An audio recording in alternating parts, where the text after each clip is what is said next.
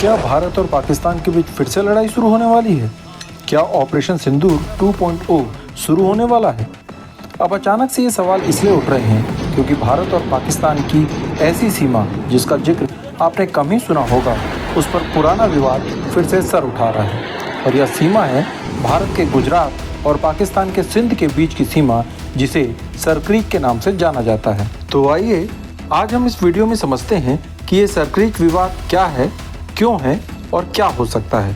So hello everyone, मेरा नाम है विकास और आप देख रहे हैं let's talk about, and today we are going to talk about Sir Creek dispute. हालांकि सरक्रीक विवाद भारत और पाकिस्तान के बीच कोई आज का नहीं है, ये तो बरसों पुराना है। इसके लिए 1965 में दोनों देशों के बीच छोटी सी सैन्य झड़प भी हो चुकी है। लेकिन अभी ये विवाद फिर से प्रकाश में तब आया जब रक्षा मंत्री राजनाथ सिंह ने सरक्रीक का जिक्र करते हुए कहा कि पाकिस्तान सरक्रीक के पास अपनी मिलिट्री प्रेजेंस बढ़ा रहा है और नए हथियार तैनात कर रहा है। उन्होंने पाकिस्तान को धमकी देते हुए कहा कि कराची का रास्ता सरक्रीक से होकर ही गुजरता है। अब समझते हैं ये सरक्रीक है कहाँ और भारत पाकिस्तान के बीच विवाद क्या है।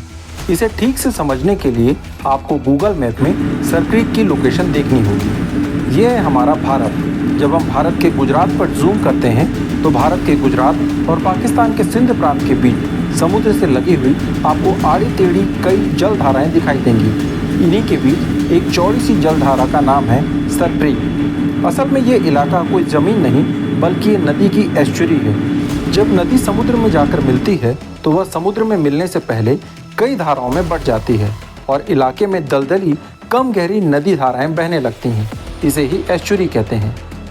इस जगह पर भी बाणगंगा नदी अरब सागर से मिल रही है और यहाँ भी दलदली और उथली जलधाराएं हैं। इन्हीं में से एक 96 किलोमीटर चौड़ी जलधारा जो भारत और पाकिस्तान की सीमा बनाती है, इसका नाम है सरक्रीक। अब जब आपने सरक्रीक की लोकेशन समझ ली है तो अब विवाद क्या है उसे भी समझ लेते हैं। असल में ये विवाद है सरक्रीक पर सीमा निर्धारण का। दोनों देश सरक्रीक पर सीमा का अलग अलग दावा करते हैं और दोनों देशों के पास इसके लिए तर्क भी हैं।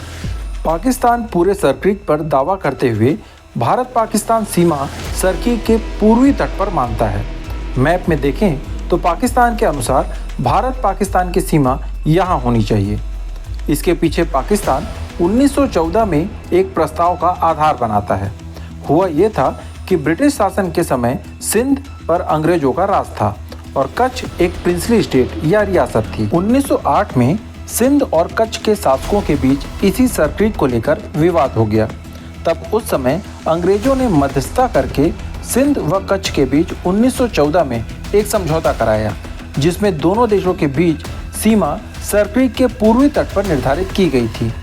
इसी प्रस्ताव के आधार पर अब पाकिस्तान का दावा है, चूँकि उस समय सरक्रीक को सिंध के अधीन दिया गया था और आज सिंध पाकिस्तान का हिस्सा है, तो सरक्रीक पर पाकिस्तान का अधिकार होना चाहिए। अब बात करते हैं भारत के दावे की। तो भारत दावा करता है कि सरक्रीक में सीमा सरक्रीक जलधारा के बीचों बीच से होनी चाहिए और सरक्रीक का आधा हिस्सा भारत और आधा पाकिस्तान को मिलना चाहिए।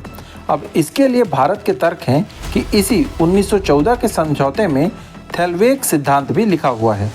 इसके अनुसार अगर दो देशों के बीच सीमा को नदी या झील बनाती हो तो सीमा का निर्धारण नेविगेशनल रूट या नौगमन मतलब नावों के चलने के रूट के आधार पर निर्धारित होना चाहिए और नौका चलने के लिए सबसे उपयुक्त है नदी का वह भाग जो सबसे गहरा होता है, जो कि सरक्रीक के बीचों बीच से गुजरता है।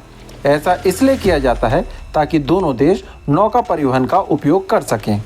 अपने इस दावे को मजबूत करने के लिए भारत 1925 के कुछ मैप्स भी दिखाता है, जिसमें ब्रिटिश काल में सर्वे किया गया था और सिंध और कच्छ के बीच सीमा निर्धारण करते हुए कुछ पिलर लगाए गए थे और ये पिलर भी सरक्रीक के बीच से गुजरते थे।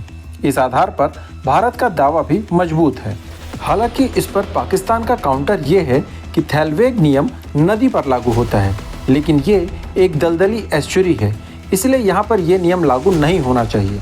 लेकिन भारत का कहना है कि जब समुद्र में हाई टाइड या ज्वार का समय होता है तब समुद्र का पानी ऊपर एस्चुरी की तरफ चढ़ जाता है और ऐसे समय में इस पर नाव चल सकती है, इसीलिए यहाँ पर थेलवेग नियम लागू होना चाहिए। तो ये है सरक्रीक और उसको लेकर विवाद। वैसे तो ये एक दलदली इलाका है, आबादी भी बहुत कम है, फिर भी ये दोनों देशों के लिए बहुत इम्पोर्टेंट है। इसकी वजह है समुद्री सीमा। देखिए, किसी देश की लैंड बाउंड्री तो आप नक्शे पर देखकर आसानी से समझ जाते हैं, लेकिन समंदर में किसी देश की बाउंड्री तय होती है उस देश की ज़मीन से 200 नॉटिकल माइल्स या किलोमीटर में समझें तो 370 किलोमीटर तक। ज़मीन से समुद्र में 370 किलोमीटर तक उस देश का एक्सक्लूसिव इकोनॉमी जोन कहलाता है। इतने इलाके पर समुद्री खनिज, तेल, गैस और मछलियों पर उस देश का हक होता है। अब अगर भारत या पाकिस्तान में से कोई भी इस 96 किलोमीटर के सर्कल को गंवाता है तो वह अरब सागर में करीब 65,000 वर्ग किलोमीटर का क्षेत्र भी खो देगा, जो कि ऑयल, गैस और मछलियों से भरपूर है। अब आगे इस मामले में क्या होगा ये तो बाद में पता चलेगा, लेकिन अगर युद्ध हुआ तो अंजाम वही होगा जो हमेशा से होता रहा है। बाकी आप इस बारे में क्या सोचते हैं, हमें कमेंट सेक्शन में ज़रूर बताएं। अगर आपको इस वीडियो में दी गई जानकारी उपयोगी लगती है तो वीडियो को लाइक करें, दोस्तों के साथ शेयर करें और इस चैनल को सब्सक्राइब कर लें। धन्यवाद। जय हिंद।